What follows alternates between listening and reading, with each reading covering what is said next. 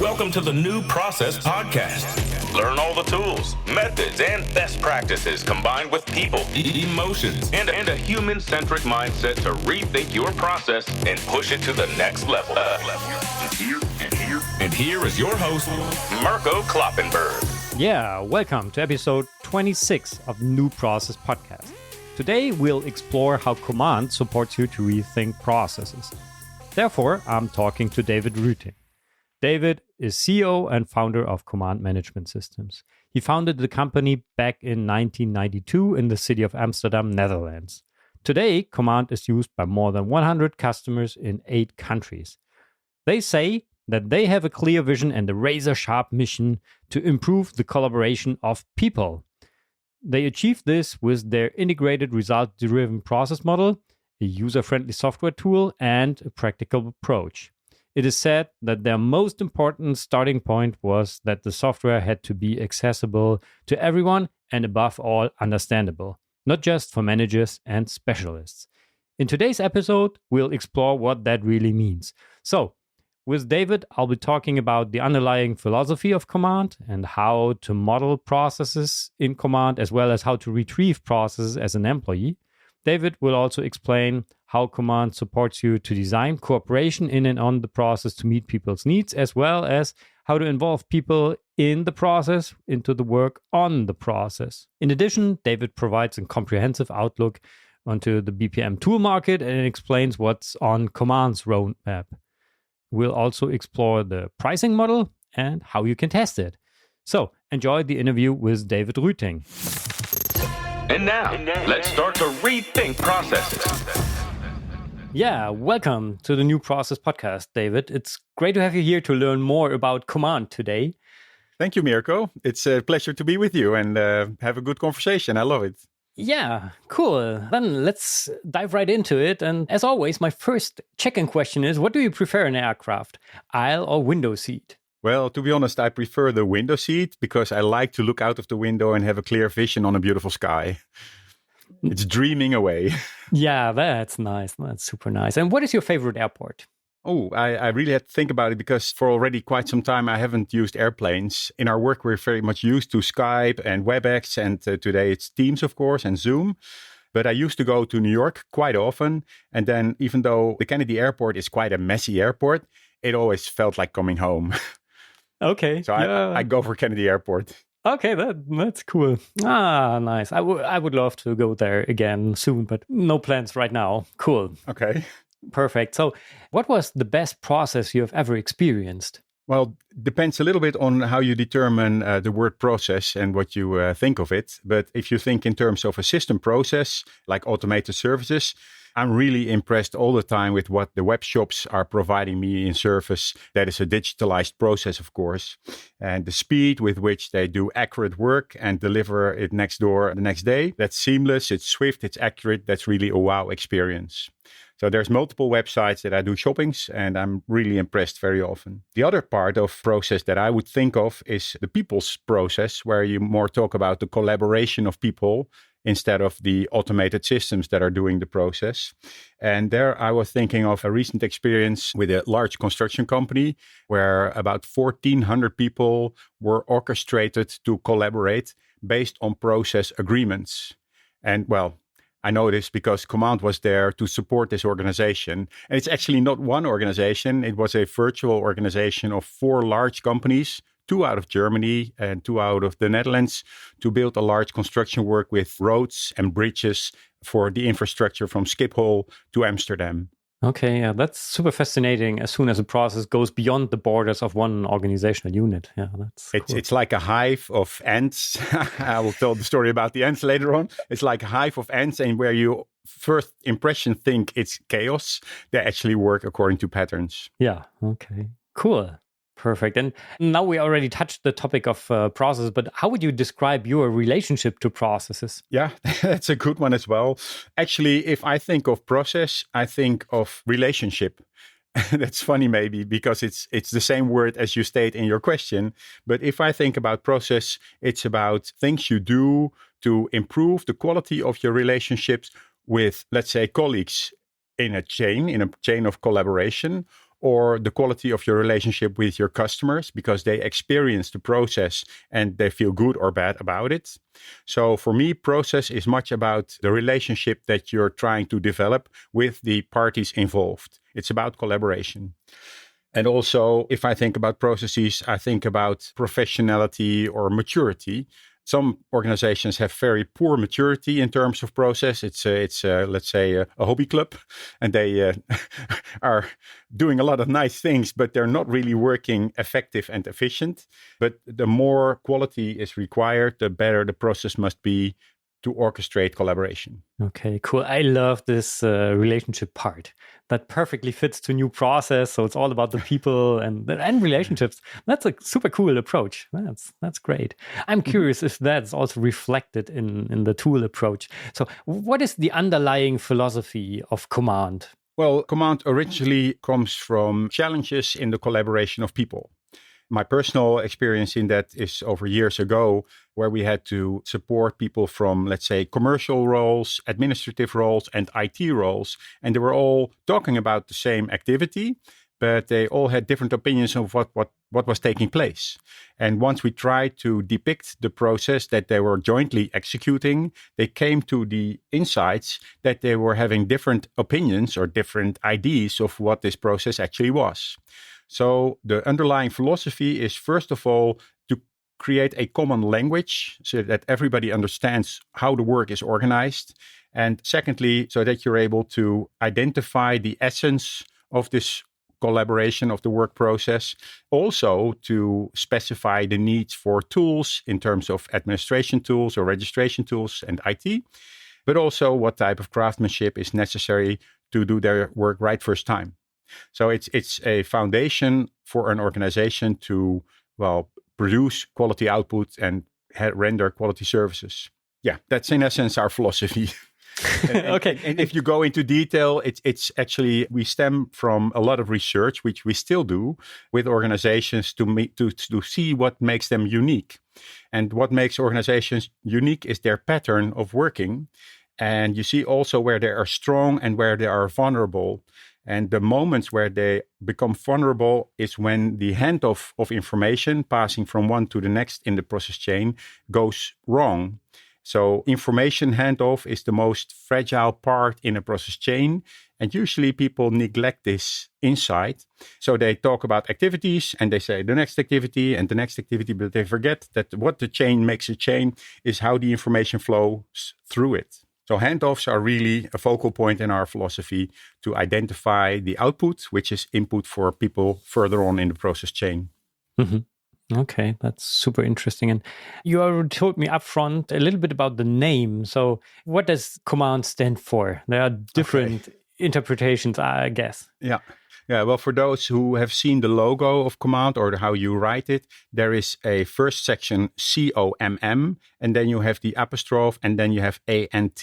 And the first section of Comm'ant is COM, and it stands for a community of people with a commitment to achieve their goals and communications to arrange their work and to execute the process. So it's community, commitment, and communications. And then the second part of the name, ANT, refers to nature. If you look at the insects, which are very effective and efficient, but they're also very agile and, let's say, very strong survivors. They organize themselves very flexible in relationship with nature, in their context, and they have by nature also a good assignment of tasks. So their DNA properties makes them very strong fighters, builders, food finders, etc. And they work as a natural system. So the concept of a natural system is very much reflected in the way a hive or a colony of ants work. And this analogy you can also project on an organization where you have specialized peoples with their personal traits, their maturity, their experience, their education, and so on. And on an individual basis, they would not be able to get thus far, but through collaboration and working together, they can build excellent products and render excellent services. So this is the analogy with, let's say, an organization and a colony of ants. Oh, that's super cool. Wow. Yeah. And last but not least, Yeah. if you express the word command in English, it means, it's similar to control or to be in control of, whatever is necessary, the quality in particular. Yeah. Yeah. Okay. That's a cool analogy. That's great. So that's about the name, but how does the tool look like? Well, it's a web-based software tool that you can use on a PC, a tablet, or a mobile phone. Most people use it on a tablet or a PC when it comes to process, let's say, descriptions. And it's looking at the process to talk together about what's going on there. So it's, let's say, a knowledge base of work and communication agreements. And if you look at the web interface on a PC, for instance, or a Mac, you work with a browser and you have some navigation features in it. And you have, of course, the displaying of the process where some people are not interested in details and others are interested in details. So they can filter out easily what is relevant for their needs, their information needs. Secondly, if they log into a command system, they get a personal entrance. Because the system recognizes you as a named user, and when you have set it up properly, then the system also knows your job title or your various jobs that you can perform. And then from this job perspective, you can easily access the information that is related to that job. So the whole objective is to give people oversight so that they have an oversight of what's going on, that they have insights in processes and what's relevant for their job, and that they can look forward in the process chain for what's happening after they have done their tasks. Okay, that sounds like a very human-centric approach. It is a human-centric approach. And secondly, this is the process part. Actually, we have two platforms. So one is process. The other one is about registrations, workflow, actions, and reporting and dashboards, so on. So if you think in terms of plan, do, check, and act, the process description is your plan. You train people, they do the work. And you need to have, let's say, organize your own feedback with respect to compliments, complaints, etc.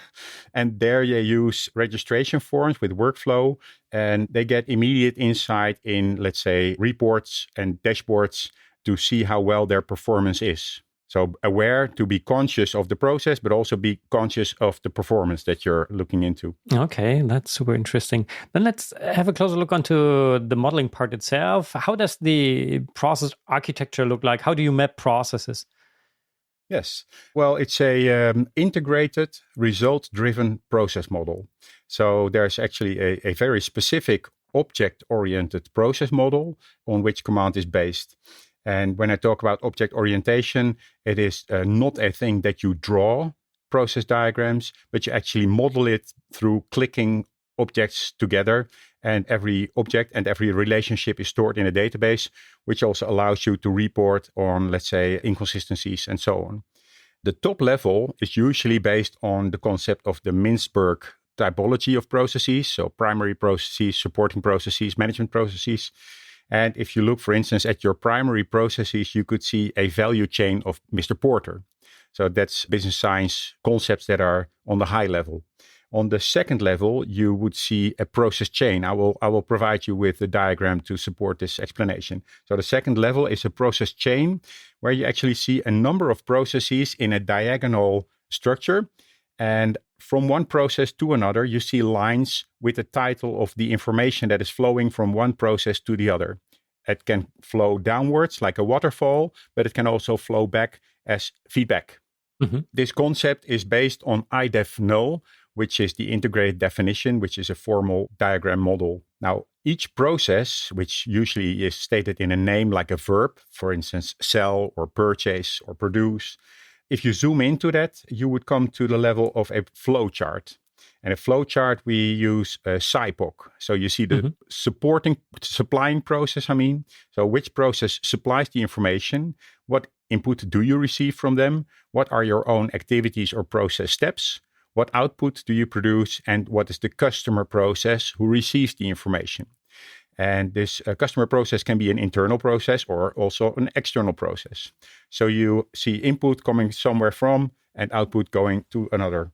So that's level 3. And then you can go, if you want to, into the details of activities or the details of input and output specifications, which you can complement with instructions. And one step in particular I'd like to mention is that on the level of an output, we usually talk about the micro steps of who is producing the output, who, if necessary, checks it, who, if necessary, authorizes the output, who is using the information as an input, who takes action on it. And also when it's information that needs to be filed properly, who is doing the archiving, paper archiving or digital archiving on the proper location. So those are micro steps when you look at an output for the steps they do to produce it and then use it. So that's the structure. Okay, cool. You already said that you're going to provide some slides, which we can share with the listeners. So have a look into the show notes. Maybe we can also produce a short video on showing how to do this, especially with regards to the two use cases. Like how do I proceed if I'm a process modeler? How do I map processes in Comm'ant? There's a number of ways to do it. And you may have heard of the concepts of top-down and bottom-up. We actually invented a third way. Okay. So that's called center-out. Okay. So on the middle level, we try to define the roadmap or the essential process steps, and then later on connect them to the higher level of the strategic pictures. And then if you dive from the middle lane into the details, then you build and configure the content, let's say, of a process. So instead of bottom up, where you really have to start with all kind of detailed stuff, or top down, where the whole board of directors needs to start first before you can dive into a real process, we say there's a third way, and it's called center out. So from the center process chain, you connect to strategy and to operations. It's the tactical level. And when someone wants to model in Comm'ant, well, they log into a system, they use personal account. They usually use it in the cloud, but they can also run it on their own server. So it's a server-based software system that you model with your web browser. Yeah, it's just like connecting the dots. It's quite easy. Once you know the scheme of the process, it's really easy to model it and to adopt it to the situation you want to show. And that could be a situation as it currently is, or it can be a future state, a to-be design of a process, how you want it to be, which you can address then in your discussion with the people who are involved. Okay. And if we switch perspective and now we, as an employee, would like to retrieve a process which is published in Comm'ant, how do I proceed? I log into the tool and then? Yeah, well, there's a number of ways how you can log into. Usually people have a number of flavors, so to speak. They could use a quick link from a SharePoint site or from their intranet or from a homepage, or on a desktop, they could have a quick link. And this quick link can go to the homepage of Comm'ant, of their Comm'ant system, or it can be a deep link going to a particular area, a particular process, a particular output, or anything. But if they do not have a particular deep link, they can also, by the way, if they use a ERP system, regardless of the brand, they can also provide hyperlinks from their ERP screen to the process if they want to look up the process that they're working on and find their job instruction or their checklist. So we try to connect it as deep as possible in their daily operations. But let's say that they're not in the system through a deep link, but they just come in through the homepage. They have the flavor of searching on keywords. They can zoom in a number of steps to get to the particular information. They can use a navigation tree, just like the old school navigator for your file system that you can open up.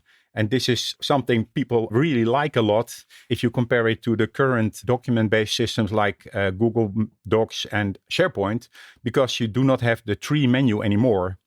People really miss the tree menu because it helps their brain to structure from large to smaller segments. And last but not least, people also have their personal access page, which provides them their job-related information right at first hand.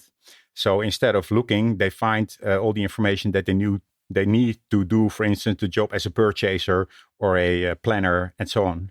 Okay, and how does the system know who I am, which roles I have? Well, there's two things. Your personal identification is through your Microsoft account, for instance, or your Google account with single sign-on. And then the system needs to be fed, of course, with what role or special tasks are assigned to you. This can be done on a central basis, for instance, through HR. It's often also done on a request basis, that you sign up and request a particular role. And then it first needs to be approved and then you get it or not. If I say, "Oh, I'm the chief," well, someone else wants to make sure that I am the chief. Give me all the roles. And actually, from the perspective of information, Comm'ant is very much about transparency. So I see processes where my chief is working on, and maybe I can help him or learn so I can grow, and maybe in due time I'll be the chief. Depending, of course, of the content that you put into it, it's a transparent system where processes are open to view. Okay, so transparency is a good keyword, leading us to the new process principles. And there, I would be super interested in learning more on how does Comm'ant support to design cooperation in and on the process to meet people's needs? Yes, well, that's a good question, because if I sit silently in my chamber designing the process and say, "Ta-da, here is your process, now you do it," and then you'll probably have a lot of people that walk away and say, "Well, great, David, you're the man of the process and we're the people of the real work. Good luck." Yeah. So the sooner I involve people with expertise who have opinions, strong opinions maybe, about how the work should be organized, the sooner I involve them, the better. Comm'ant is, of course, very flexible, but when it comes to involving people, we train them, we guide them to learn what best practices are. And we initially start with live sessions with people. It can be through Teams, but preferably real life sessions in a workshop. And they use things like process model canvas, which is a big paper sheets with stickers and markers to, let's say, do inventory of what elements are necessary in this process. And we have a certain design pattern in how we start. We say, begin with the end in mind. What's the end of a process? It's a happy customer of the process. What does she receive in terms of information and perhaps of goods? And then you work your way back to eventually construct the elements that are necessary in the process. So this is usually a live session. And then the session is supported by someone we call a process developer. It's a modeler, so to speak.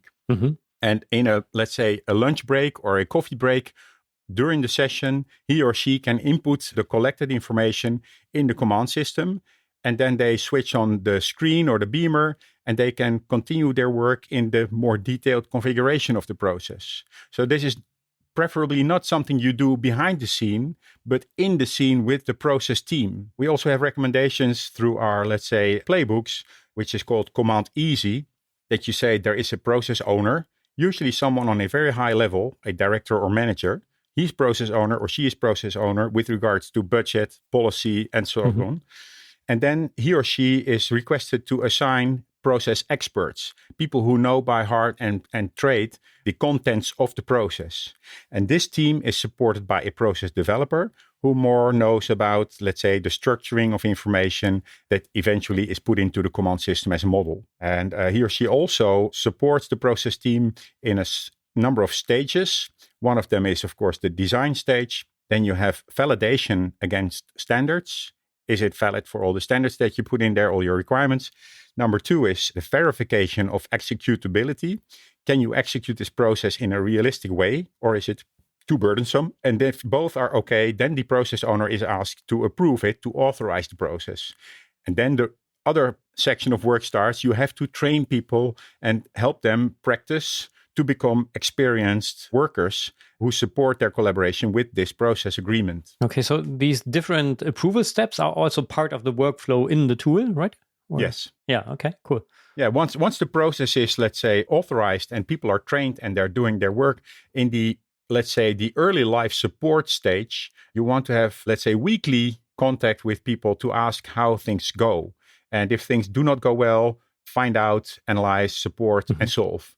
And train where necessary. Additional training sometimes is needed. Then the processes, groups of processes are, let's say, put in a schedule for periodic evaluation.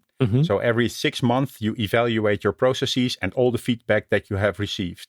And when you have certification, then let's say each half year you do an evaluation and the other half year you do a process audit and ask them to make the formal audit report on the process, which is needed for your management review. Okay, so now the process designed, it's published, it's live. And is there more to involve the people in the process, into the work on the process then?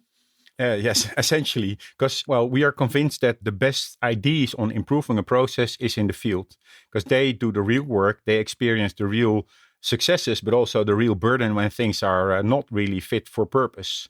So if you involve them in the stage of process verification, right before you authorize it, you already get your first feedback.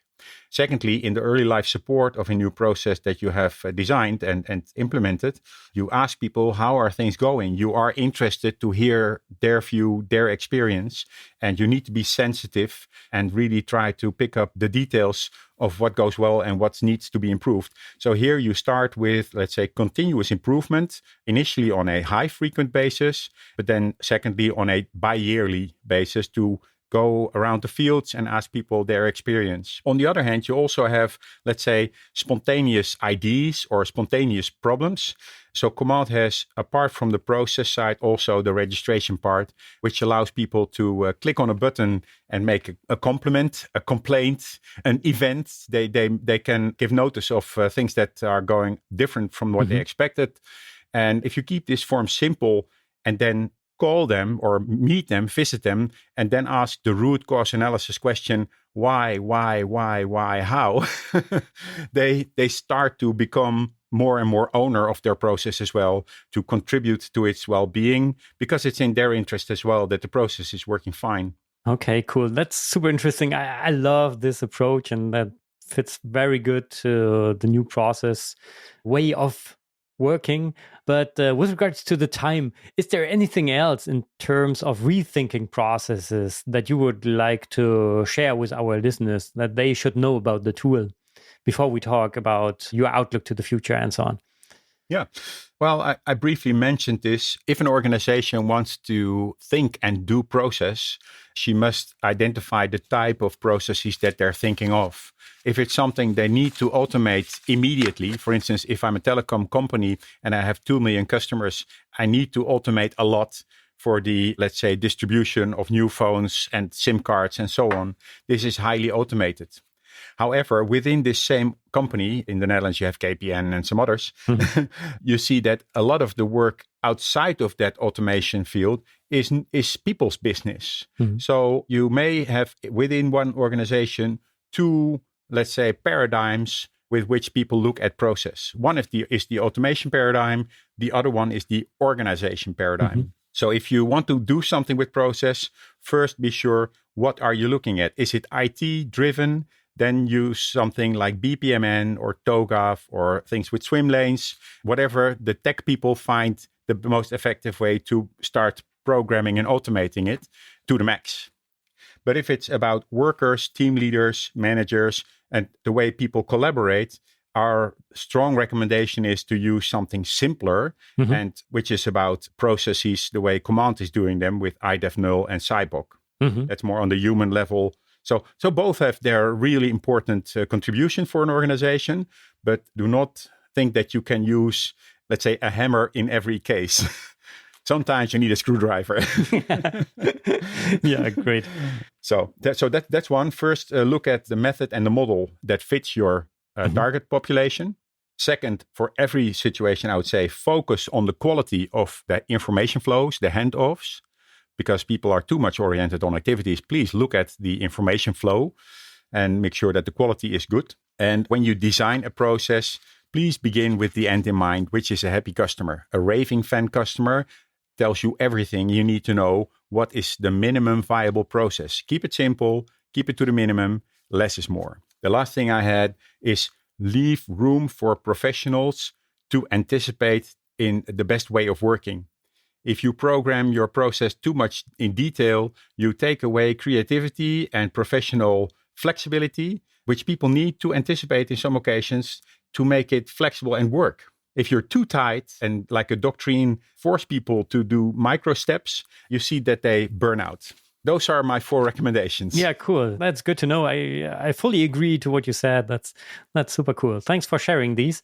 So let's have a look into the future. So what trends do you see in the BPM tool market coming up right now for the next years? Okay, that's an interesting thing. Recently, I looked back at Gartner reports, a Gartner report of 2 years ago, actually. I have it somewhere in my stash. But I was shocked to read about that BPMN or BPM systems would have a objective to create, let's say, unstable processes on purpose. Okay. Unstable processes on purpose. And I was discussing it with some professional colleagues, and they say, yeah, well, maybe this is to do with flexibility.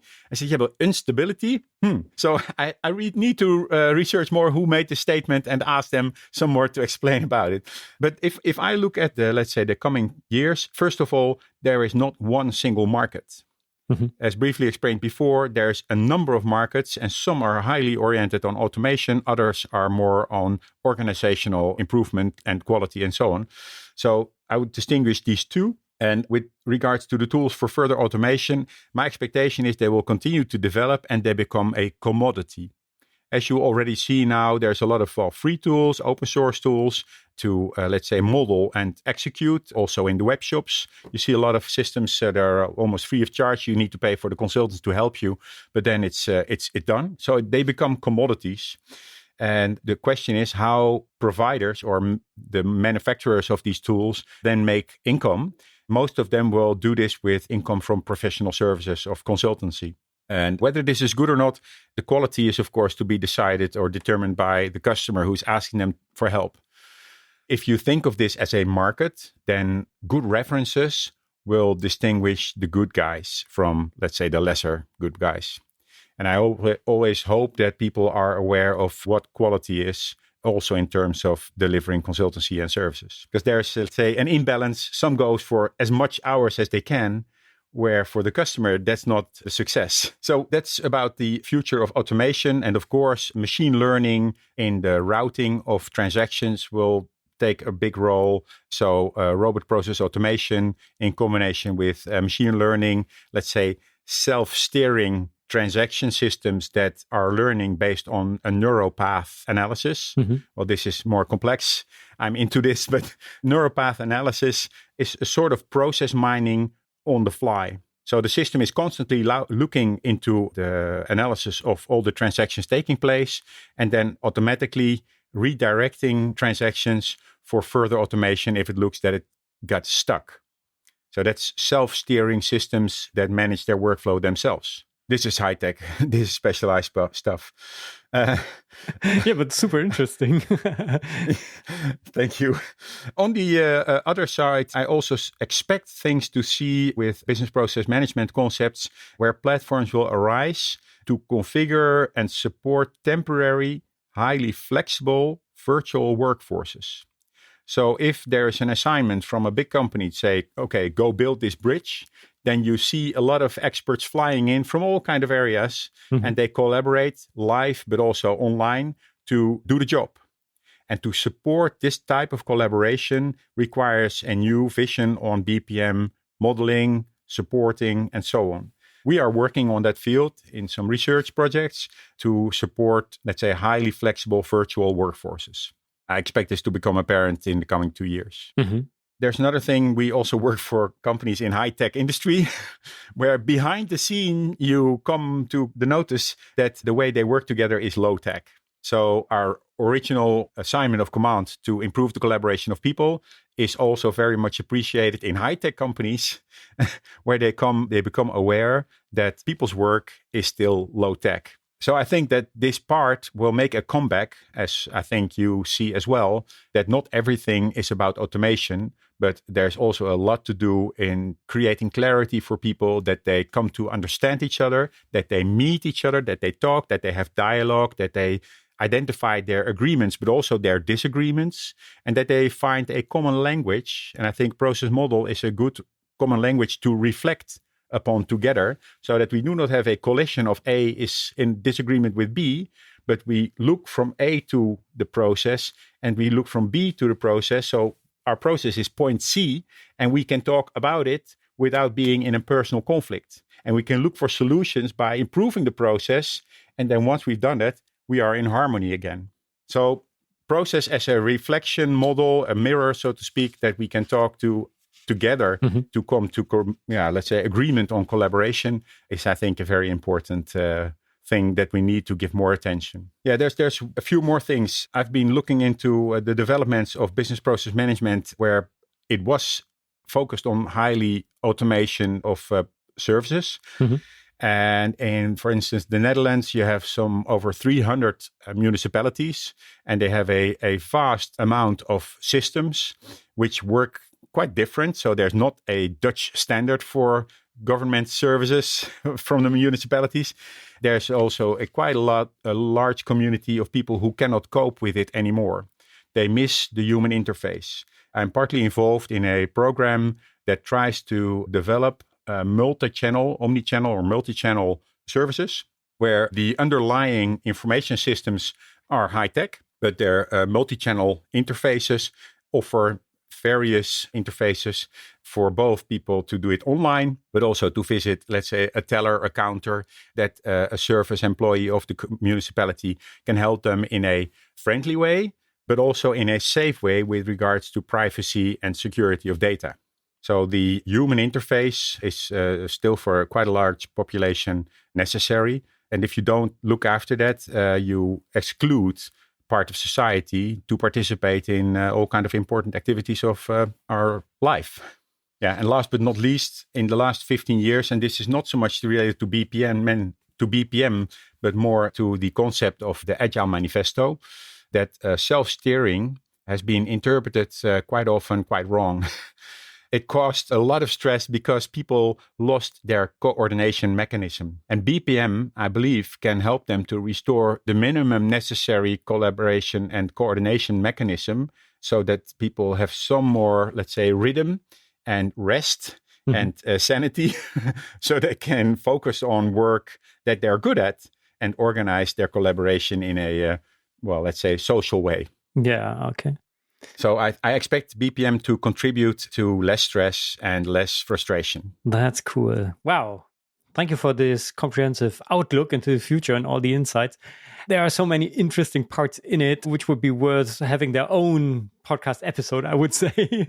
But we'll see, yeah, Mirko. Exactly. But to be more specific, what is on the roadmap for the development of Comm'ant? Yeah. Good question.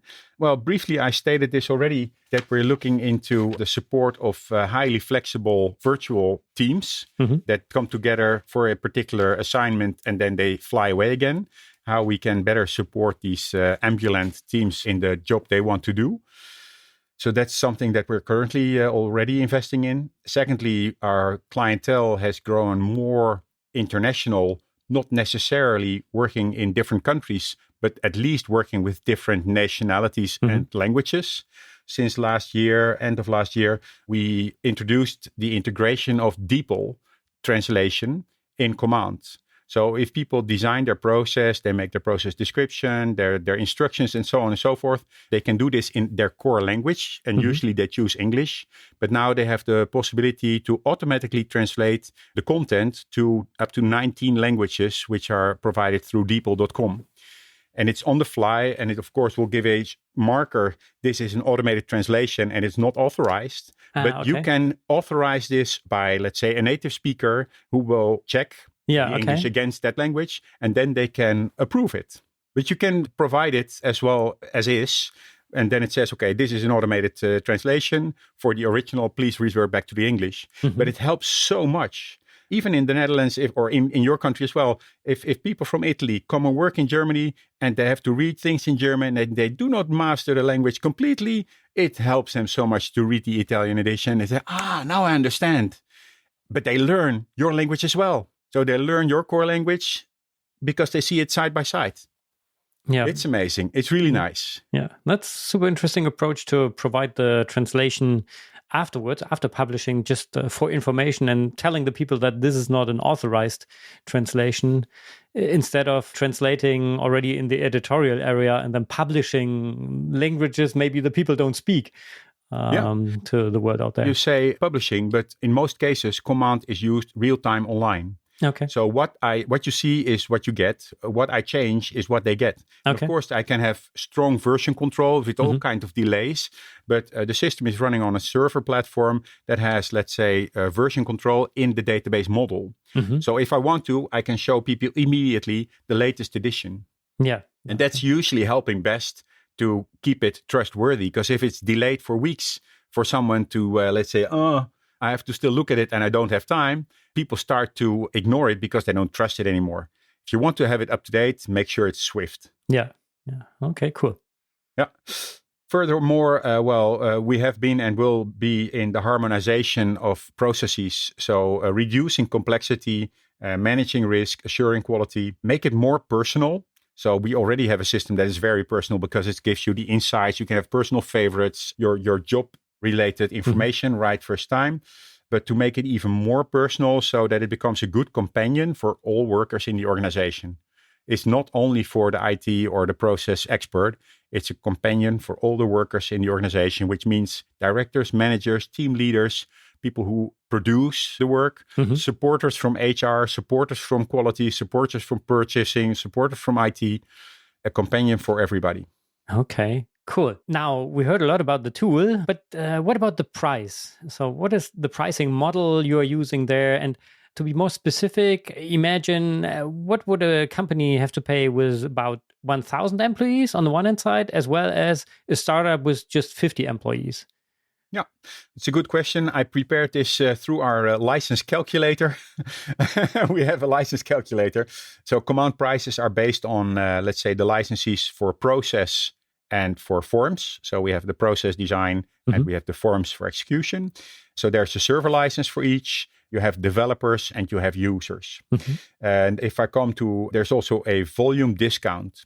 So in an average case of a company with 1,000 employees, the price would be €6 per user per month. Okay. And with a smaller size company, the 50 employees, the volume discount does not contribute that much, but then your price would be around €15 per user per month. Okay. Yeah, that's good for orientation. Cool. Yeah. Thank you very much for these insights. And now, if our listeners say, I have to have a closer look onto Comm'ant, where can they learn more? Can they test the tool? I'll tell you. First of all, there's the website command.com, or if you want to, www.command.com. It's there in English, it's there in Dutch. You can look and preview already information. You can request a demo. We do online demos. So with the personal touch to get to know people and to hear what their interest is about, what type of problems they want to solve. And sometimes it's a simple thing. And in other cases, it's high complex stuff.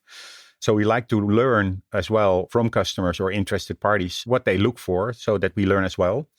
We also offer pilots where, let's say, there's a half a day skills training, which is paid, which is €595 for a half day's skills training. But then you get the software for a month to try. Well, of course, when you have access to the system, you have access to a large hive of help documentation. And we're currently releasing the first sections of a new e-learning platform with video instructions and quizzes and assignments to test yourself so that people are less dependent on our team to support them with their needs for training. Okay, cool. Yeah. We'll put all the links into the show notes so it's easy for our listeners to find more about Comm'ant. Yeah, we already reached the end of the episode, the end of this flight. Is there anything else before we leave the aircraft you would like to share with our listeners? Always look at it from a people's perspective. An organization starts with people and it ends with people. And there's a lot of high-tech and low-tech stuff for us to, let's say, produce our services and products and collaborate together as professionals. And if you look at the interest of the various stakeholders, you're contributing to a better world. So that's what I would give people with their future. Yeah, cool. Thank you, David. And now, before leaving the aircraft, how would you describe your flight experience with just 3 words? To answer your question, how did I experience this flight? First of all, it was very pleasant, Mirko, to meet you, not live, but online. We've been chatting already for some while, and I'm really glad it was a very pleasant flight. It was inviting to express more of, our inner emotions even about why we do this, and also challenging because it's deep questions that you ask. So we had to think deep in giving you good answers. I thank you very much. Yeah, thank you so much. I think you made it pretty good. As I already said, we're going to provide the links in the show notes, so it's easy for the listeners to learn more about Comm'ant. Okay. So, David, thank you so much for being my guest, and I'm looking forward for further possibilities for cooperation. So have a great day. Okay. Bye-bye. Thank you, Mirko. Bye-bye. Let's recap today's new process inspirations. Yeah, I hope you enjoyed this super interesting interview with David Ruting as much as I did. We'll definitely put the video and additional information into the show notes, so don't miss to check out the show notes for these. And yeah, summing it up, I really love David's perspective that processes are all about relationships. So that's 100% new process, and that's super cool. It's super interesting. So feel free to contact David to check out Comm'ant on your own. To provide you an outlook, I'm super busy at the moment in some consulting projects, helping organizations to implement a human-centric BPM framework, which really inspires people for processes. That's why I'm going to stick to the bi-weekly publishing schedule here. I'm still exploring all the different BPM tools, and there are more tool episodes coming up in the future, but at least I'm planning to have something like an intermediate conclusion after 1 year of starting my search for a human-centric BPM tool. So there I'm already preparing something really interesting with a guest, and there will also be more expert interviews coming up in the future. So a lot of things to explore. Just stay tuned and be curious what is coming up. For now, thank you very much for listening. Have a great day. Bye-bye und auf Wiedersehen. You've been listening to the New Process Podcast. Make sure to subscribe so you don't miss the next episode for more tools, methods, and best practices to rethink your process and push it to the next level. Thank you for listening. Before you leave, just a quick question. As I already said, I'm still searching for a human-centric BPM tool, and I would like to know if there is another tool out there which I should invite to the podcast. So if you're missing something up to now, feel free to send me your recommendation to mirko@newprocesslab.com. Thank you very much. Bye-bye.